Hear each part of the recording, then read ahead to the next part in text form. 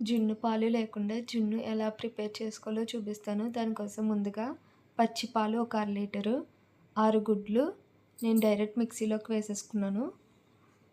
పావు కేజీ బెల్లం చిన్న ముక్కలుగా చేసుకోండి. 6 మిరియాలు పౌడర్‌లా చేసుకొని పక్కన పెట్టుకోండి. ఈ ఎగ్స్‌ని బ్లెండ్ చేస్తే ఇలా వస్తుంది.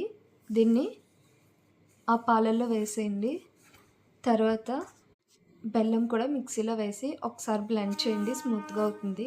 మనకి పాలల్లో సింపుల్‌గా కరిగిపోతుంది. తర్వాత మిరియాల పౌడర్ కూడా వేసేసి కుక్కర్‌లో వాటర్ పోసి ఈ బౌల్ అనేది పెట్టేసి ఒక 3 విజిల్స్ రానివ్వాలి.